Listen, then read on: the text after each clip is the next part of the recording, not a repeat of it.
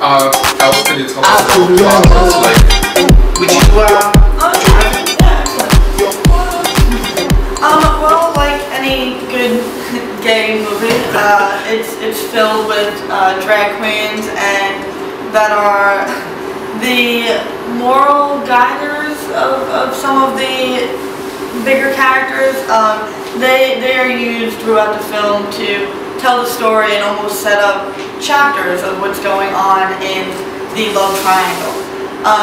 Throughout that, you meet characters such as Fabian's character, who plays the security guard, and the security guard in the gay culture is kind of the barrier of if you get to get into the club or not, and he gets to pick out who's good looking enough, and pretty much the bully who gets to say who's in the cool crowd and who's not, which we kind of play on a little bit. And at different nights he finds different people attractive, people who we didn't let in one night, he lets in the next night, just kind of what his mood is. And Fabian got to be with some of the drag queens and got to interact with many of the characters. So would you like to talk a little bit? Yeah, thank you.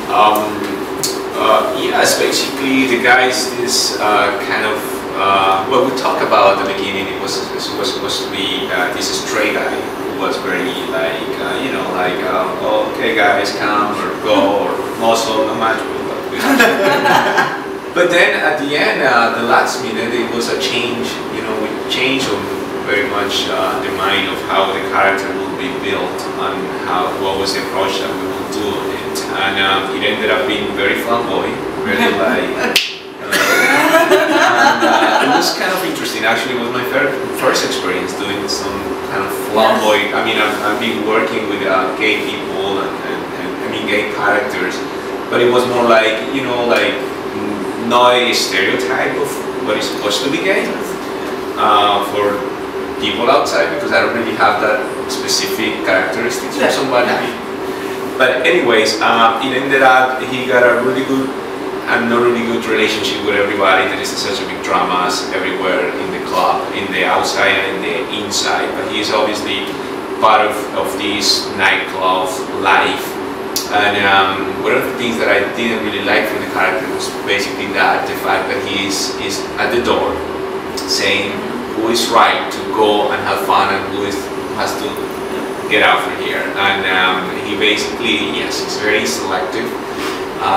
Visually, who may think is attractive, who may think is not, who he likes, who he doesn't, you know, like it's this kind of character that is like make feel bad people for what they look like or what their desires are, and I think that's the part that I think the character is not.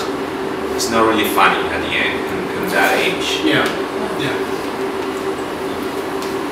I feel that anyone that's been to a gay club, it's the security guard is a staple of the gay community. Yeah. Really, like, you know, I can tell you what every security guard looks like for every gay club I've ever been in. Like they're part of the culture very much, and I feel that bully is the inter-community bully, and I think that's one of the bigger problems with the gay community, is that we're dealing with all these outside bullies, the ballot box bullies and the cyber bullying from the heterosexual community, and then you turn around and you go into a gay club where you think it's supposed to be safe and friendly and everyone gets along, and then you have to get through the security guard, and when you finally are accepted in, you then have to compete with the most gorgeous people you'll ever see, and then do you then feel good looking enough to be around them, and are they bullying you? And it's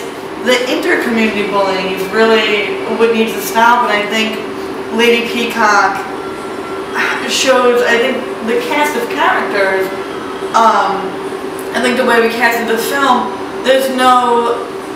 we have our main character Connor, who Alex Seymour, who's a very talented actor who has done modeling and professional modeling, and he's gorgeous, and then we have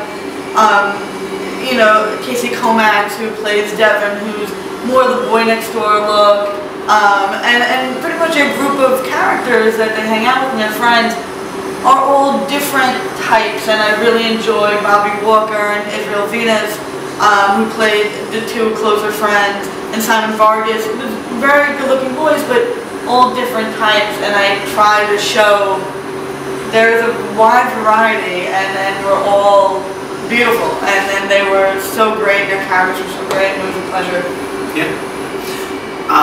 I was also going to mention that through doing these films, I went to school I was originally going to go for film. I went for theater, and I eventually started to get away from theater for the last couple of years, and it was great when AJ was interested in Gay Positive, because it got me involved with AJ, and it got Lady Peacock going, and I just felt that for me personally, for doing these two films, it showed me that it is still possible to follow what it is you want to do. Mm-hmm. I spent my 20s kind of lost, and so it was great for me, because I felt that it's kind of never too late. Mm-hmm.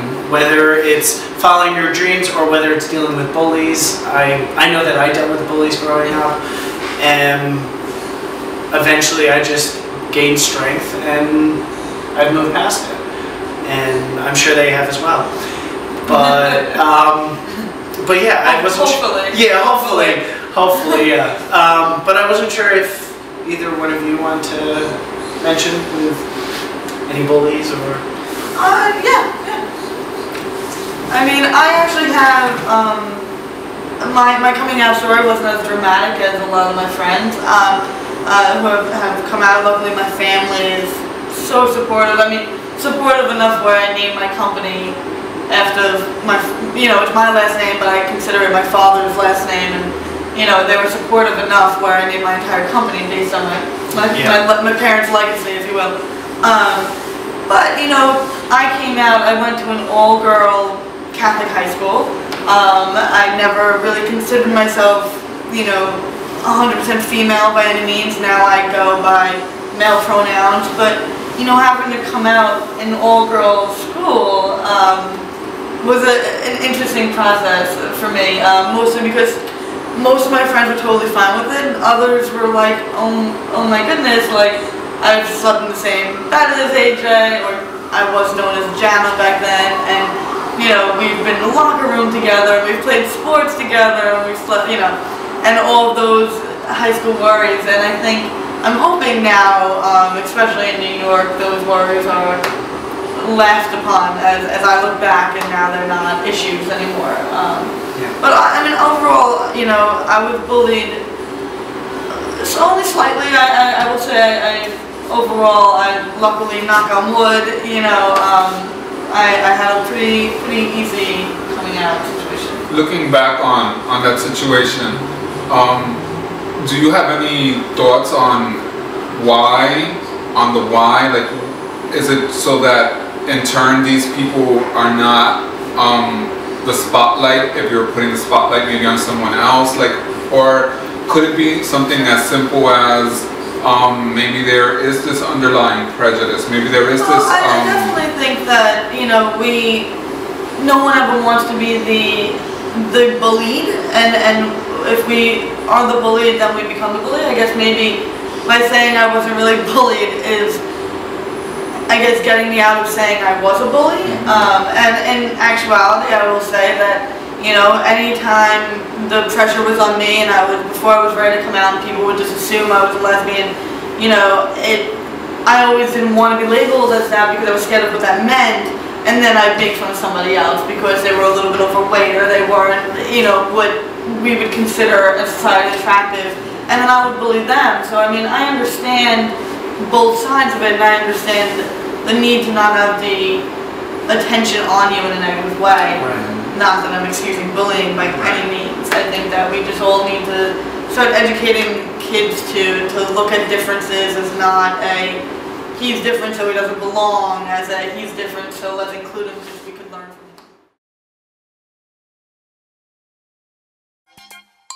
him.